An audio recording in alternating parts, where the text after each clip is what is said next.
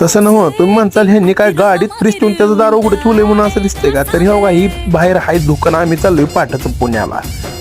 किती भारी दिसतोय घेऊन ह्या काय धुक्यात बा काय दिसतंय का समोरचं. पण काय करणार फिरायची हौस लय हो आम्हाला.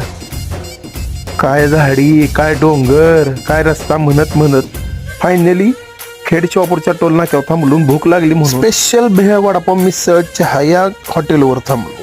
आणि तिथं जाऊन बघतोय तर काय वडापावचं तेलात पाहत होतं. त्यांना म्हणलं कबा रे हो बबुआ बाहर हमरे को बहुत जोर की भूक लागत है रे असं म्हणतात. वडापावला माझी दया आली आणि फायनली पाहत होती ती वडापावनी असं बाहेर उडी मार. काय घेतलं प्लेटमध्ये वड मिरची आणि सोबत थोडीशी लिंबा एवढी चटणी घेतली.